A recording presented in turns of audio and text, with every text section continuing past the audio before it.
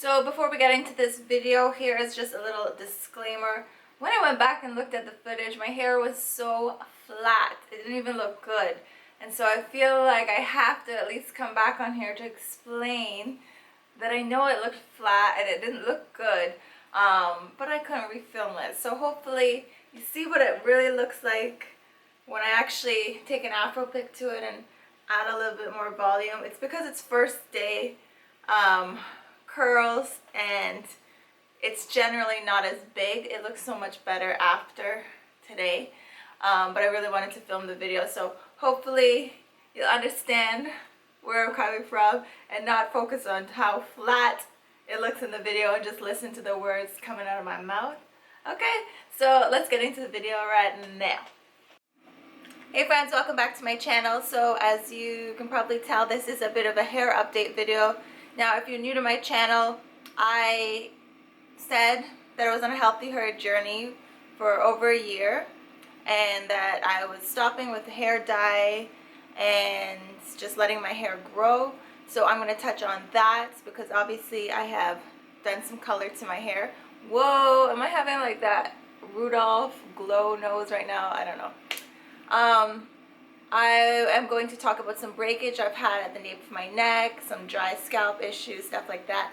So if you're new here and you're still interested after you heard what I'm going to talk about, then stay tuned and definitely subscribe because I do a lot of hair videos, style, fashion, DIY videos, and the occasional advice video as well. And if you have already been subscribed to my channel, yes, I caved, okay? I caved. So we're going to talk about it right now. Okay, so to start off, I put some dye, well, I bleached some of my ends on my hair. I didn't touch the back at all, and there's a reason why I didn't touch the back, but it's pretty much just my bangs and then some face framing my face. And I have in clip-in extensions from Bella Curls, and I did a bit of an ombre on those as well, so I'll talk about that in a bit. But first I'm just going to talk about why I ended up coloring my hair, because I know I said I was going to go as long as I could without coloring it. So first off, I really wanted to stop with the dye because I wanted to know what my natural hair texture would be like if I was not compromising it with any chemicals. And so I went close to a year, I believe, without using any dye. And during this time I didn't use any heat either. I'm not really into straightening my hair. I have fine, low density hair, so when I straighten it, it's not really like popping or anything. It's pretty flat, it's not really full, so for me it's not something I'm really interested in. So the main thing was the color. So after going almost a year with no color, I really looked at my hair and I realized that it really wasn't growing any faster, any thicker. It pretty much looked the same except there was no color. So then I started really asking myself, okay, what are the other issues that could be with my hair not growing as fast as it has maybe in the past, or having like thinner areas at the back and just things like that. So one issue I thought was maybe like a minor health issue, not serious, not too serious, I'm not even gonna get into it, but just minor things that might affect the way that my hair was growing. Another thing was along with that, nutrition. Maybe it was nutrition based.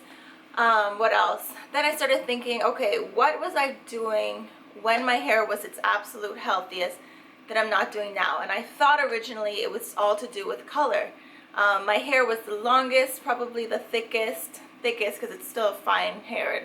It's not, I don't have naturally thick hair.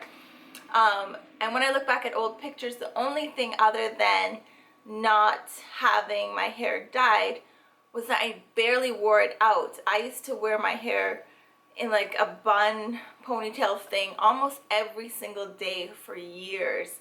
And when I think back, that's when my hair was the absolute best. And then not only when I stopped doing that and then I started wearing it out a bit more, I was still doing like braids a lot because it was back in, I don't know what the year was, but remember when we all did those little braids at the front?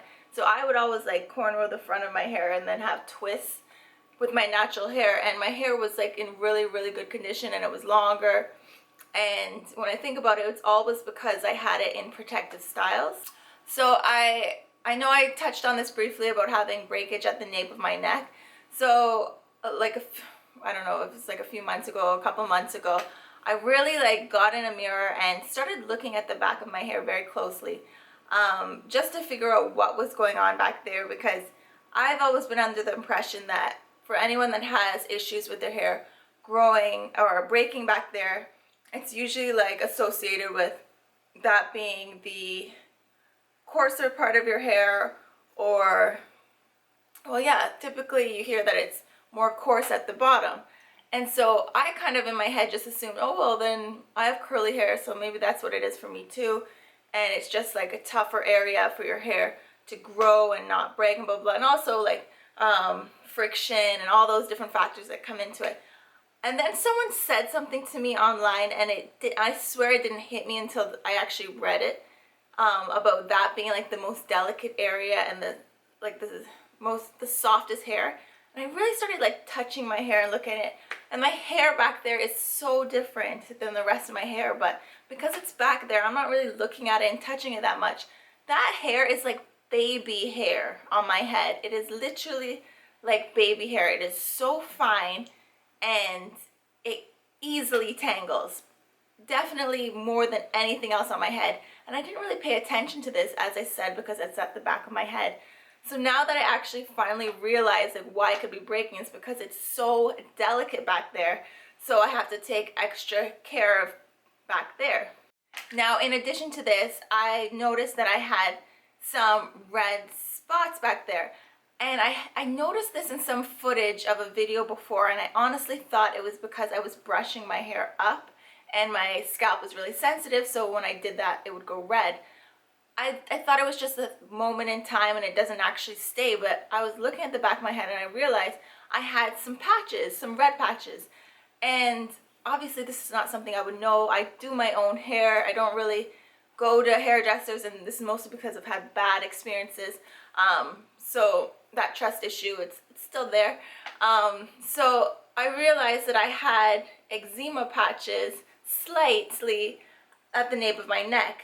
And so the reason this is an issue is because my hair back here is so much thinner than the rest of my hair. And so what has happened for like the past few years that I've noticed this is I always end up trimming my hair as soon as I notice it getting to about here, because this part looks see-through. And so I figure, oh, well, let me cut it so it's all the same density. And then I never get past this length. So now I'm really gonna like focus on this area and just try and grow that out. So I have been using Dandruff shampoo. Eczema is something that I suffered from as a kid, but mostly on my legs and my heels, and I kind of grew out of it. But I definitely noticed spots that looked like what I had as a child, just at the nape of my neck, and it comes and goes, I've noticed in the past month or so. So I've been using Selsun Blue Dandruff shampoo. I personally don't have a major preference. It's just what I remember growing up using at my parents'. So this is it here. And now, you know, if you have curly hair, you don't like to shampoo your hair too much because it really dries out and strips your hair. But lately I have had to do it more because of the itching. I do get itching back there, and it's so funny because when I was reading about this issue with the scalp being dry and such, I saw that part of the issues with your hair not growing back there, if you do suffer from eczema, is the scratching. And as soon as I became aware of the scratching, I realized just like how much I scratch. And it's something that I obviously never noticed before, but I do the little, because it feels dry. So let's fast forward now. Obviously, as you can see, I have put a little bit of the blonde back in my hair.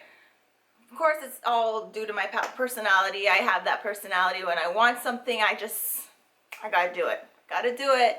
And I went a good time without doing the color, but once I realized that it really didn't make my hair flourish without the color, I thought, okay, I'm gonna give myself a little bit of that blonde that is kind of like my signature blonde, let's be honest. It's something I've had for many years on YouTube. And I would leave the back alone because the back to me is a bit of a struggle area. So I just have it kind of framing my face. And now where these come into play is basically I'm trying to go back to more protective styling. Now the top of my hair generally isn't an issue for growth. It grows pretty well, but the back is the whole issue. So what I'm doing when I want to wear my hair out is I will clip in these clip-in extensions. Now I have them all the way up to here, so this is all Bella clip-ins, and then just the top is my hair. And what I do now is I will wash my hair, and then I'll saturate the whole back area with coconut oil. And I'm just using this kind for now because I saw a lot of hype about it on Instagram, and then I saw it in this little Indian shop when I was shopping one day. I thought, oh, let me try it. So I've been using that at the back of my head, and it does help with the itching a bit. But basically I will braid up the back of my hair and bobby pin it down flat so that that hair is not getting tangled. And then in addition to that, it's also being nourished with the coconut oil, and oh yeah, it just feels good. And it's just being left back there to get healthy and stronger. And so what I do is I just pin all the braids down, and then I will clip in the extensions on top and just do my hair. And I can get a few days out of this. Even as it gets a bit messy, I kind of like the look still. It looks very beachy and I don't mind it. I'm wearing the 18-inch, I believe it's their kinky texture. Obviously the texture changed a little bit with the bleach, I believe, because that's usually what happens with hair. But yeah, I've been deep conditioning it as well. Now sometimes my hair, because natural hair can go a little, you know, fluffy in the heat and humidity. So a lot of times I will actually wear my hair like the whole half up, half down look, so that my natural hair stays kind of flat on top, and then this kind of comes down, so it does blend a little bit better. But because I just washed it today, it's kind of behaving right now, so just kind of, I'll just leave it. But yeah, in terms of the color, I use my good old faithful Revlon Frost and Glow in the honey shade. And I used a bit of the Olaplex that I ordered on Amazon that I heard is supposed to help with blonde. I've ordered in the past too. I can't honestly tell you if I've noticed a difference. I don't have the whole kit of Olaplex because I was being too cheap, so yeah. Now in terms of keeping my hair not too brassy, I shampoo like once a week with the Shimmer Lights shampoo for blonde and silver hair. And that just takes out the brassy tones and makes it a bit more cool.